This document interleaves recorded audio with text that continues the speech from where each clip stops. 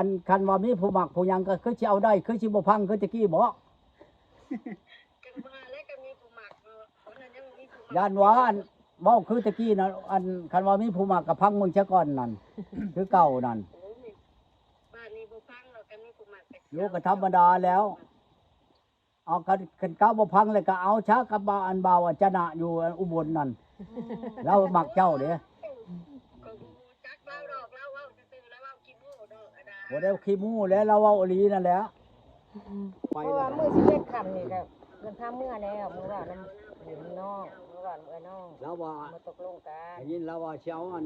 เช้าชั้นเราอ่ะ แล้วเรื่อง เช้าชั้นมันอยู่น้ำเรา มา อะ เว้าเรื่องสุขอ แม่อยู่กี่คนนะอยู่แต่คนเดียว ตกลงแล้วว่าก็สิโทรให้เรามา เป็นให้หนาบ่ใช่คน บ่มีให้บ่มีน้ำมันจะขาดหลายที่หารับจ้างได้ ขนมแชนบา หา ท รับจ้างลูกก้าดำหน้า นั่นแล้วก็จะเอาบ่ได้คนบ่มีเงินฮอดแชนบาท มียามี แชนกีไปเชี่ยวอยู่ ยำลูกก้าดำหน้ายำ คือช่วงก่อนยอดอันช่วงตำนานลูกกาที่เฮ็ดให้ ตอนนี้ล่ะฝากว่าให้แล้วแมลงให้ขนม มีแบบ อันไปส่งบ่หรือว่าเจ้าสิไปเอาน้ำเราแล้วแต่เจ้าเด้อ จ้างหอนทาน ฝาก เลยเดินบ้านเด้ทางเข้าไปบ่คุณกล่าวพอดีมื้อ บ่ได้ นั้น หลายได้ดอกไม้ชงจำยอดนี่ได้ ดำเมาไปแล้ว หอนทานพร้อมบ่ หารับจ้างหอนทานแสนเช้าไป อายุแม่เท่าไหร่ก็อยู่แม่นะ อายุ51ปี โอ้ยก็บ่ว่าแล้วน้องไม้ไผบ้านมันสิจำจักเทื่อบ่ เฮ็ด มื งาน อ ตัวนี้ได้อยู่เนาะ นี่จะจำแขนจำแพงนี่แล้ว รับ อ่ะ จ้างระบายลูกก้าบางทีก็ได้มื้อนึง100มาทก็ได้ละ เจ้า 200,000 สู้ลายกับยันแหงมีเทิงเนาะ ซุปมาผู้เฒ่า เด้ชาวคนงามเด้ คืออันนั้นคือต่อสิน้ำกินเนาะลูกเต้าจะมีบ่ซั่น มีลูกคนนึงไปทำงานกรุงเทพแล้วลูกกับเมียแล้วงานทั้งผัวทั้งเมียอยู่ ประตูบ่เงาได้บัดนี้เนาะประตูเนาะมีคนมาอยู่นำเนี่ย เต้า เนาะ ก็ ประตู โลมีมีไทยวัดบ่นี่นะ ธรรมดาได้ข่อย ลูกคนเดียวแหละลูกชาย ใครแต่ว่ามีผู้เขา ชายเพิ่นก็จะได้ เท่านั้นเลย ช่วงนี้ต้องทำเลย ตาใหญ่ผูกงัวฮักก็ได้ช่องมือให้เชือกมันเข้ามันขาด เลี้ยงงัวช่วยกันเลยเนาะประตูเนาะ ฮะ เลี้ยงงัวช่วยกันเนาะ เลี้ยงงัวช่วยกันหาอยู่หากินนี่แหละ พอได้ว่าม่วนตื่นเนาะตื่นก่อนนึ่งข้าว ช่วยกันได้หนา โดยพอตู้อ้อนอกเพิ่นกะเพราหนาเนาะ วันนี้ก็ไปชื่อได้พักแน่หัวพักแน่ที่มาปลูกในสวนนั่นแหละฮักก็คือออกวานนี่อื่นนี่แล้วก็นี่นั่นกระชิบตอนบ่ายจะหน่อยนี่กระชิบปลูกน้ำแล้ววันพุธเนาะมันนี่วันพุธ วันขานในประตู ฮะ มื้อนี้วันขานมื้อนี้ ว้าวดีใช่ไหม แม่นมื้อนี้วันขานวานในวันจันทร์ อนาคตเนาะ คอยวันจันทร์วาน วานนี้วันจันทร์มื้อนี้วันขาน ใกล้เนาะ ช่างว้าวแท้ ประตูลง มือนั่นมือคอยไปเชโนมันนะวันศุกร์วันเสาร์วันอาทิตย์ วันจันทร์วานนี่ จันทร์วันค้านมันนี่เนาะ แม่น ว่าฉันมื้ออื่นเพิ่นแล้วจังสิได้ปลูก โอ้ปลูกตามมื้อตามวันบ่ประตู เพิ่นว่าปลูกผักเนาะปลูกแปลว่าผักกาดผักแนวเฮากินใบนั่นวันพุธน่ะปลูกเอาใบเพิ่นว่า อืม วันพฤหัสน่ะปลูกเอาหมาก อืม โอ้ เออ เป็นคนดัง แล้ววันคานคือมื้อนี้น่ะปลูกเอาเครือเอาหัวลำต้นมื้อนี้อันนี้น่ะนี่นั่นได โอ้แล้วมาเอิ้นประตูจังสิปลูกนี่ มื้ออื่นน่ะปลูกเอาใบก็ว่าบ่มื้อวันพุธ อืม ปลูกเอาใบพฤหัสเอาหมากเด้ อืมอืม โอ้ คือกันกับเฮาเฮ็ดนาเนาะเฮาจะปลูกกันให้มันนั่นเป็นหมากเข้าเฮาน่ะเฮาจะได้ว่าหมากเฮาก็ปลูกวันพฤหัส อืม เลย เอาส่วนหลายนะคนนั่นวันพฤหัสน่ะคลำหยังบ่แม่นว่าคลำหยังเรื่องวันพฤหัสนี่น่ะ อืม เรื่องว่าเอาผีเอาช้างลงเฮือนลงชานนี่เพิ่นจะส่งแต่วันพฤหัส โอ้ คุณตกบ้านพฤหัสตกบ่าเด้ เลยเลย บ่ทันดอกแต่วันพฤหัสน่ะมันว่าถือกันอันดินฮ้อนแล้วกองไผพ่อแม่นะ อืม เลย ไผก็บ่อยากปลูกในมื้อนี้แท้จริงแล้วเธอปลูกวันพฤหัสนี่นะเป็นหมาก โอ้หมากลูกหมากหยังเนาะประตูเนาะ พุดเอาใบพฤหัสเอาหมาก โดย เป็นกำไรมือเนาะ เลย ออกใหม่เนี่ยออกใหม่คำหนึ่งนี่ช่างออกใหม่คำหนึ่งช่างแก้วคือชูหงคำสองคำผีปังช้ำพระชาสามคำล้างมือถ่าพอกินสี่คำไปกินช่องแดดห้าคำผีว่าร้องปองเอาห 6 คำลงจะเผาไปฆ่า7 คำขออยู่ป่าขอชน เอาคนมา อ่า7 คำขออยู่ป่าขอชน8 คำชโลมาแล้วเนาะ9 คำทุกเขียนพระราม10 คำหาของงามบ่ได้11 คำที่ให้เกิดเป็นดี12 คำบ่มีดีจักหยาด โอ้ 13 คำเฉวยราชชมพู่14 คำไม่ใช่ตูป้องขาด15 คำป้องต้องขาดพี่หลวงมันไล่มือนั่นคือกันกับเอาผัวเอาเมียแม่นบ่ตีนทำตีนบ่หัวชุบขาบ่อันหัวเฮียงหัวบ่ค่อยไล่ได้เบิด มื้อนั้นวันนี้น่ะนะ โด บ่ ย แม่น โด ค่อย ย บ่ไล่เด้เป็นอาจารย์ผู้หนึงครับ แต่ว่าอาจารย์เขาบ่ว่าเอาเมียปะเอาเมียปะมันบ่แม่นค่อยปะเมียปะข่อยแต่ละคนนั่นอันนี้แล้วค่อยเว้านี่มันเว้ากันกับเรานี่กันว่าเจ้าปะข่อยนั่น ขัวได้หยัง กันว่าถือว่าข่อยแต่งเจ้าแพงๆอีหลีนั่นยันเจ้าทุกข์ บ่ได้กินบ่ได้คายกับ ทุกข์ได้ใช้กระทุกข์นั้นบ่นั้นเอาของข่อยไปกินแล้วข่อยอยากได้คืนเด้อบัดนี้เจ้าปะข่อยเห็นบ่เมียแต่ละเมียข่อยเอาคืนมานี่ โดย เห็นบ่ผู้เฒ่าข่อยบ้านกลับจนได้ไปรับเงินรวมเงินนั้นอันนั้น โดย กองทุนเขาน่ะไปรับนานแล้วมาชงข่อย เออ โยได้ปีชงปีมันก็เบิดแล้วเงินเนาะเงินน่ะ แม่ 10 แล้ว ชาว เนาะ ล้า ป น ระตู ลังคนมันเบิดฮอดปีหนึงเช้า30 ล้านก็มีเงิน โดย ชื่อจ่ายขายกินแม่นบ่ โดย ชื่อนั่นชื่อนี่อันนี้มันก็ได้หลายปีมันก็เบิดแล้วค่อยไปแล้วก็ยังบุญจะยังคำ โดย มันคำก็เบิดแห้ง แหงไหนเนาะ นี่คำบัดยังคำบัดกำลังมันแพงเด้บัดนี้ตอนเปิดเอา ผู้นี้อันประตูถามได้สาขาสินสอดเพิ่นนี่ บ่ยังสิมือชี อื วิต มบ่พอตู้บัดมือพุ่นนั้นมือแต่2คนนี่บ่หรือว่ามีคนมือนำ คอยสิเมื่อกับเรา2 คนแล้วเมื่อถามซะก่อน อืม และเมื่อบอกเธอเมื่อถามกันว่าตกลงกันแล้วน่ะเมื่อไหนคนสิไปขอแล้วก็เอาน้องไปต่างหาก อืม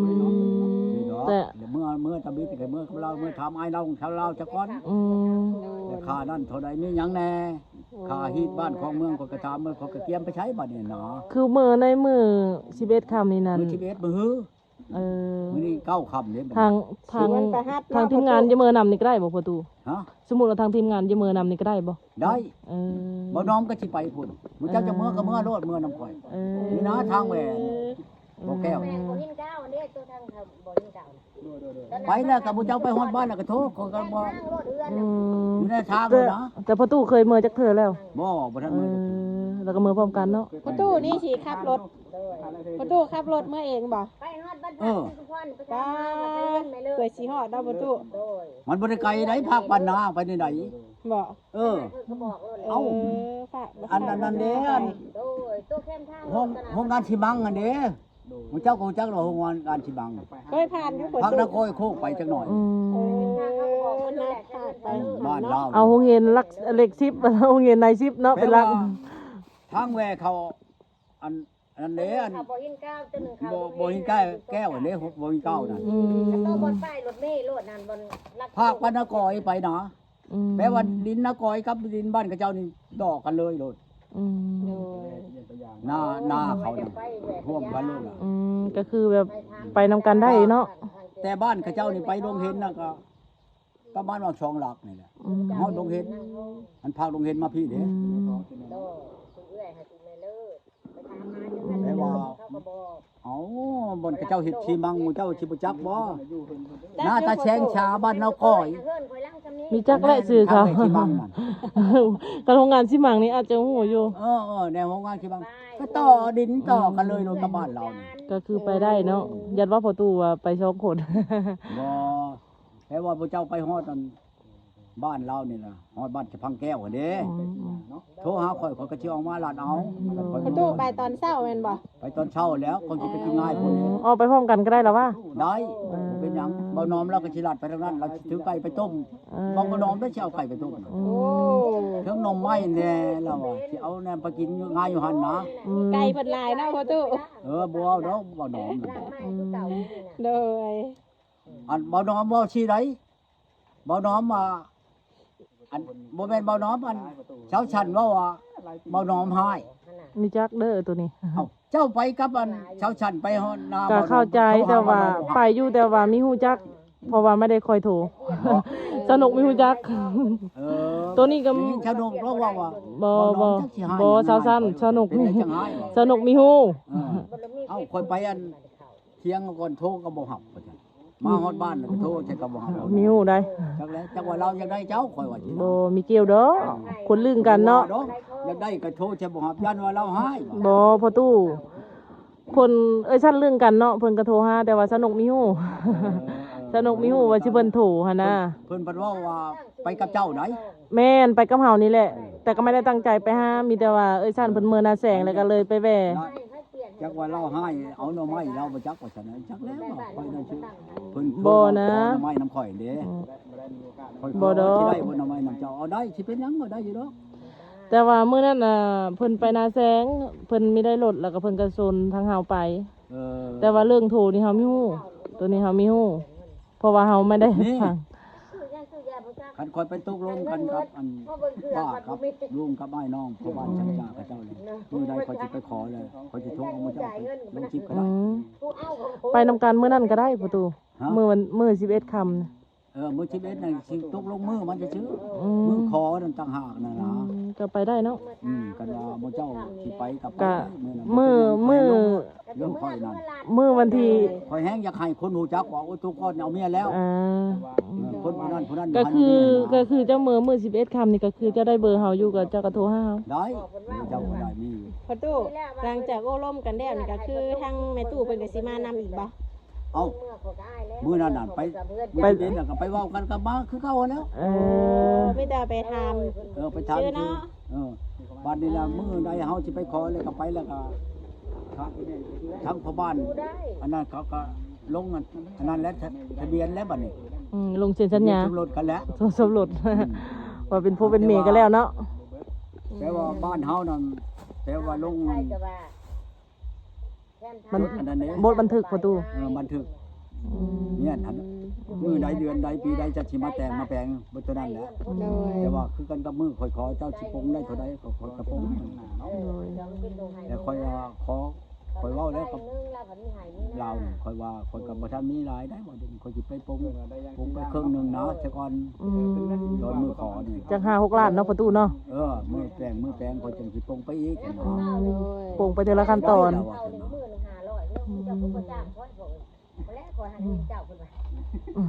หากเห็นกันเนาะประตูเนาะ มีคนติดต่อเฮ้อบ่ประตู ประตูได้ เอา เมีย อี แล้ว ได้ บัด นั่น นี้ ละบ้านได้นี้ชมคนน่ะมาในเฮือนข่อย ขาดจะได้หมีไปจักอันนี้นะ มาในบ้านนี่เอาเจ้ายังบ่ได้เอาเมียบ่เจ้าสิเอาบ่ว่าฉันน่ะเอาแล้วก็มีผู้เอาแล้วเว้าเฉพาะนี้แหละข่อยก็มีอยู่หักน้องมาเคมาคากันนะเราก็บ่มีผัวคันเว้าจักว่าเราเอาบ่จักว่าเมื่อเรามันรู้คันเราเอาข่อยก็สิเอาอยู่ดอกว่าคันคนเป็นนั่นต้องเชื่อได้บ่แล้วเมื่อบัดเราโทรมาบัดนี้โทรมาหาเราก็เชียเราอยากไปเบิ่งเฮือนเจ้าเฉพาะนี่เจ้าค่อยขอน้ำมันรถเจ้าได้บ่ได้มารู้แล้วเราเข้ามา ก็อยู่นำกันนี่ก็4 มื้อแล้วแม่นบ่ประตู ฮะ อยู่นำกันนี่ก็4 มื้อแล้ว หมอหากระชามชามคืน หาก็3 คืน ชามคืน4มื้อนี่แหละนั่นแหละมื้อคือ4 3 คืน 4 มื้อป้าตัวสนุกมามื้อนี้ก็เจอเลยเนาะประตูก็ไม่ได้ถูมีแต่สะพาย ประตูมาบอกข่าวดีเลยเนาะว่า พอชิโบบอกนี่มันบ่ทันได้เป็นหลักฐานมันแกนแท้ไป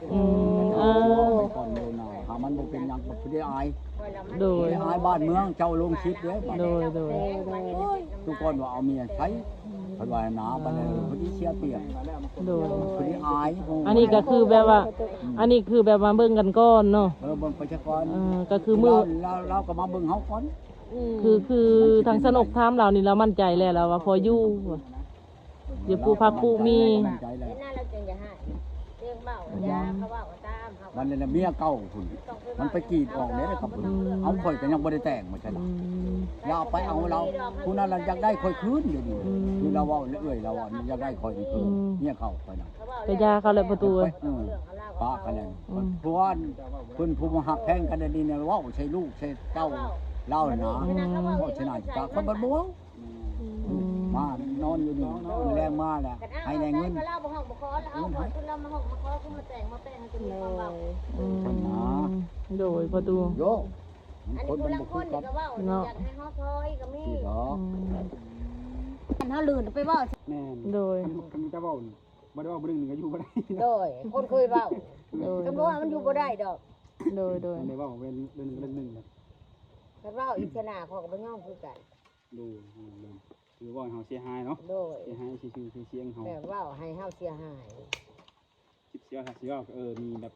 หลักฐานชัดเจนบ่เป็นคืนคนนั้นคนนี้ว่าบ่เนาะ